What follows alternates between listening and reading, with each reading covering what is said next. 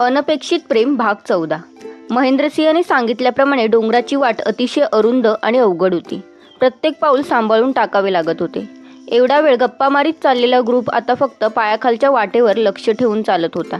काही ठिकाणी एकमेकांना हाताने आधार देणे सुरू होते। वाट फार अवघड आहे, उगा चालू तिथे, सोनल न राहून म्हणाली। अगं, रॉक क्लाइम्बिंगचा अनुभव येतोय अगदी, तोही घेऊन बघू, सूरज म्हणाला। आता आणखीन थोडेच अंतर आहे, महेंद्रसिंह त्यांना उत्साह देण्यासाठी म्हणाला। हाशहुश करीत सगळे वर चढले। एवढ्या उंचीवर आणि खडतर वाटेवरून येऊन कोणी हे छान मंदिर बांधले असेल? लांबूनच दिसणाऱ्या मंदिराकडे पाहत किरण म्हणाला। महेंद्रसिंह सांगू लागला, या मंदिराचे बांधकाम पुरातन काळातले असल्याचे मानले जाते। पांडव जेव्हा वानप्रस्थाश्रमाला निघाले होते तेव्हा म्हणे ते या जंगलात आले होते आणि या ठिकाणी त्यांनी काही काळ निवासही केला होता। इथे पाणी नव्हते, तेव्हा अर्जुनाने शंकराची प्रार्थना करून जमिनीत बाण मारला आणि तेथे गंगामाता स्वतः अवतरली। त्या ठिकाणी शुद्ध, निर्मळ, गार पाण्याचे कुंड आहे। चला तर आधी त्या कुंडाचे पाणी पिऊन बघूया, तहानलेला किरण म्हणाला। महेंद्रसिंहच्या पाठोपाठ सगळे त्या कुंडाजवळ गेले। कुंडातले पाणी अगदी स्वच्छ दिसत होते। सगळेजण पाणी प्यायले आणि ते सगळे देवळात गेले। आता छान गारवा होता, छानसे शिवलिंग होते। महेंद्रसिंहने रानातून आणलेली फुले शिवलिंगावर वाहिली। त्याने नमस्कार केला। त्याच्या पाठोपाठ सगळ्यांनी शिवाचे दर्शन घेतले आणि सगळेच तेथे बसले। त्यांना विश्रांतीची गरजच होती।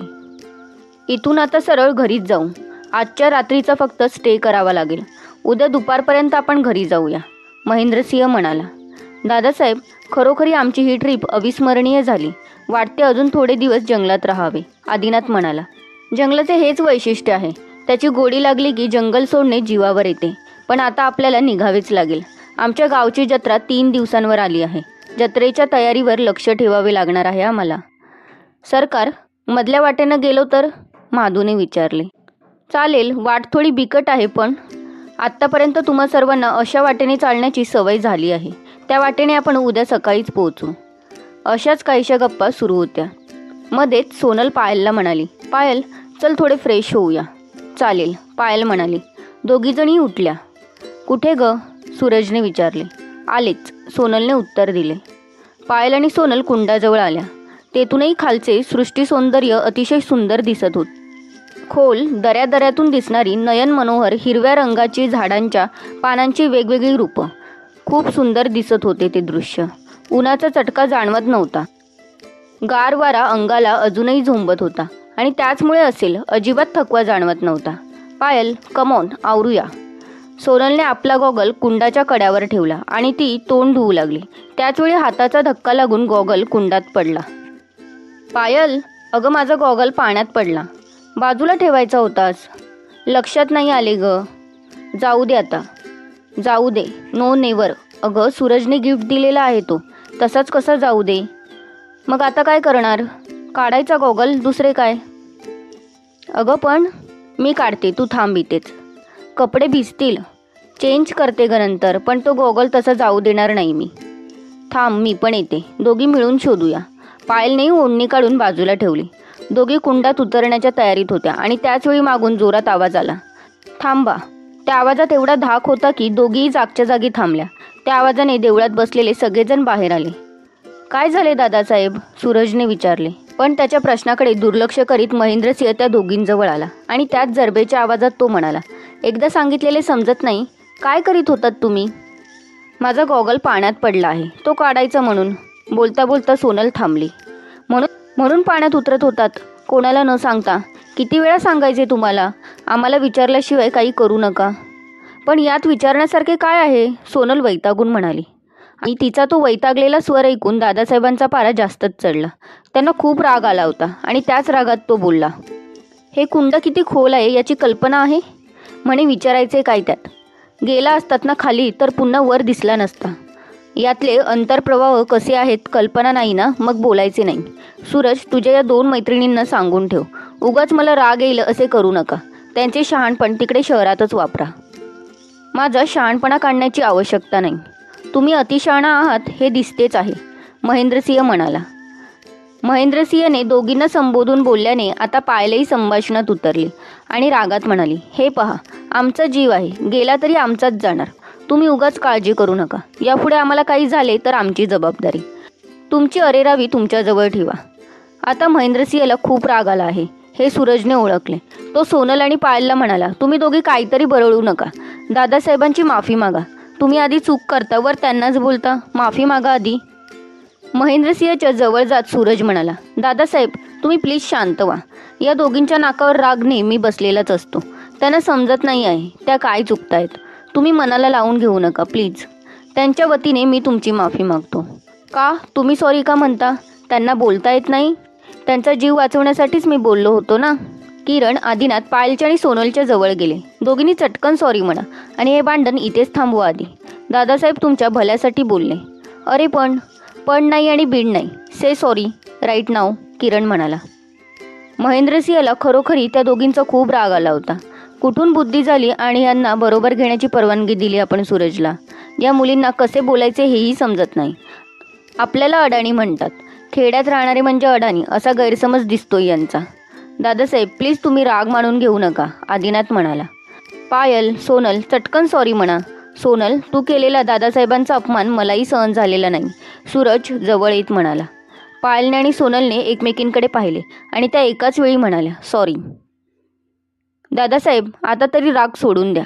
दोघीही सॉरी म्हणाले आहेत. त्यांच्याबरोबर पाहिजे तर आम्हीही सॉरी म्हणतो, किरण म्हणाला. तुमचा काही दोष नाही. मला माणसे ओळखता येतात.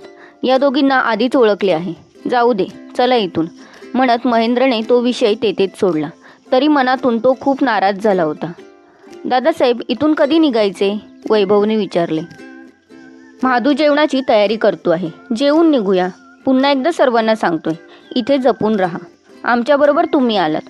तुम्हाला सुखरूप घरी नेण्याची आमची जबाबदारी आहे असे आम्हाला वाटते. म्हणून आमची ही अशी धडपड. आमच्या जागेवर राहून विचार करा म्हणजे समजेल. हो दादासाहेब तुमचे बरोबर आहे. तुमच्याच जीवावर आम्ही सगळे जंगलात आलोत.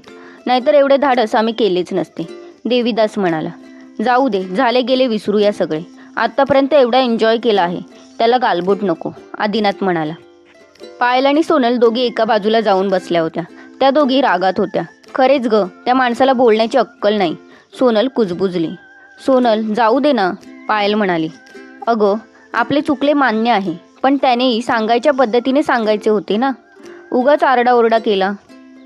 पायल तुला सांगते मी नाही अशा वातावरणात राहू शकणार. मला खेड्यात आणि या माणसांच्यात राहणे शक्य होणार नाही. मी आजच सूरजला सांगते. त्याला काहीतरी निर्णय घ्यावाच लागणार आहे. एकतर मी तरी नाहीतर ही माणसे. सोनल रागारागाने बोलत होती. सोनल प्लीज शांत हो. कितीत रागा करतेस आणि एकदम असा निर्णय घेणेही ठीक नाही. मग कसा निर्णय घेऊ? मी नाही राहू शकणार इथे. मला आधीपासूनच माहिती होते मला नाही जमणार इथे राहायला. पण सूरजचा हट्ट होता म्हणून मी इथे आले. नाहीतर या गावचे तोंडही पाहिले नसते. Sonal cool down. पायल सोनलला समजावण्याचा प्रयत्न करीत होती. पण सोनलला तिचाच निर्णय योग्य वाटत होता. तिला खेड्यात येऊन राहणे ही कल्पनाच सहन होत नव्हती. इथे आल्यापासून तिच्या मनात ते सलत होते आणि आत्ता या क्षणी तिच्या मनातल्या त्या भावना मोकळ्या होत होत्या. सूरजला मनोमन खूप वाईट वाटत होते. कुठल्या उद्देशाने आपण सोनलला घेऊन इथे आलो आहोत आणि हे काय झाले? आपल्या प्रयत्नांवर पाणी पडले हेच खरे. दादासाहेब तर कधीच सोनलबरोबर लग्न करायला परवानगी देणार नाहीत. दादासाहेबच आपल्या मदतीला येतील हा विश्वास होता आपला. आबासाहेब आणि आईसाहेबांसमोर हे काही बोलण्याची आपल्यात हिंमत नाही.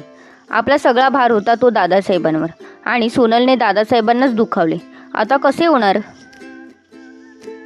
श्रोतहो, अनपेक्षित प्रेम ही प्रेमकथा तिच्या आता मध्यांतरात पोहोचली आहे.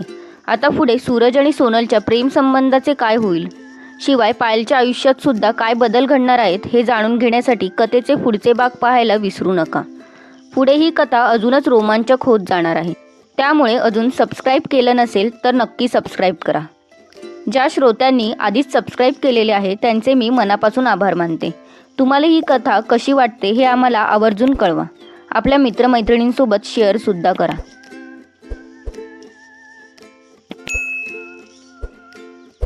श्रोतहो, या कथेचा पुढचा भाग पाहण्यासाठी खाली दिलेल्या लिंकवर क्लिक करा. इथे तुम्हाला पुढचा भाग मिळून जाईल. तसेच चॅनलवर नवीन असाल तर चॅनलला सबस्क्राईब करा आणि पुढील व्हिडिओचे नोटिफिकेशन त्वरित मिळण्यासाठी बेल बटन ऑन करा. कथा आवडली असल्यास लाईक, शेअर आणि कमेंट करा. तुमचा प्रतिसाद आमच्यासाठी खूप महत्त्वपूर्ण आहे.